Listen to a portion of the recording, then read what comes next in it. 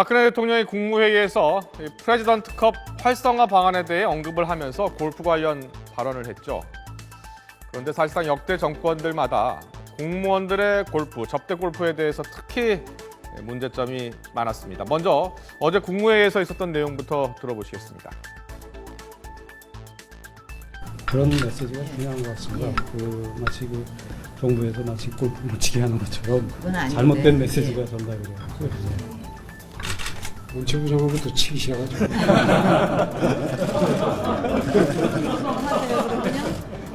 그냥 마음의 부담을 가지시는데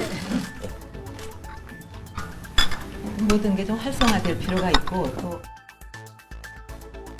네, 옆에서 정호원 총리가 문체부 장관부터 치기 시작해 보죠라고 거들면서 사실상 그동안 금지됐던 공직자 골프 금지령이 풀린 게 아니냐라는 이야기도 나오고 있습니다.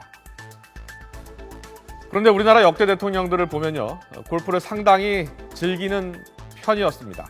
대통령과 골프 어떤 연관성이 있을까요? 네, 먼저 박정희 전 대통령입니다. 박 전 대통령은 한국 대통령 가운데 필드를 누빈 첫 대통령으로 기록이 되고 있습니다. 특히 외국의 정상들이 방한을 하면 이들과 함께 필드를 누비면서 외교적 성과를 이끌어냈던 것으로 유명했습니다. 군장성 출신답게 골프채를 총을 매듯 어깨에 메고 다녔다고 합니다.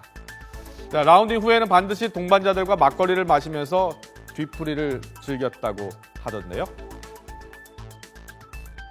또 재미있는 것 중 하나가 이제 박정희 대통령은 이제 국가 원수가 네. 그 홀에 네. 마지막에 퍼팅할 때 말이죠. 네. 이렇게 머리를 숙이는 것이 좀 부적절하지 않느냐.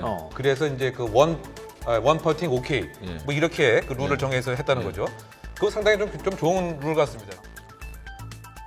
다음은 전두환 전 대통령입니다. 역대 대통령 가운데 골프를 가장 사랑했던 대통령으로 유명합니다. 청와대 내에 골프 연습장을 만들 정도로 골프에 빠져 있었습니다. 재임 당시에 골퍼들을 자주 청와대로 초청해서 골프를 치고 또 만찬을 들기도 했습니다. 하지만 영부인 이순자 여사가 홀인원 기념으로 골프장에 고가의 나무를 심는 등 골프로 인한 구설에도 많이 오르내렸습니다.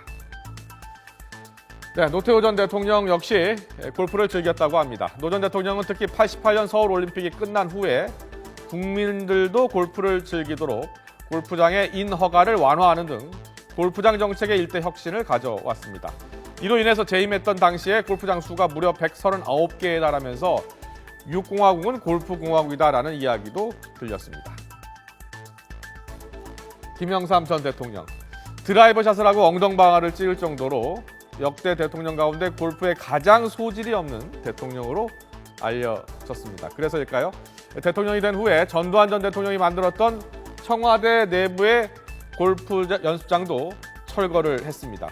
또 골프를 사치성 스포츠로 분류해서 엄청난 세금을 부과하기도 했습니다. 또 처음으로 공직자에게 골프 금지령을 내린 첫 대통령이기도 합니다.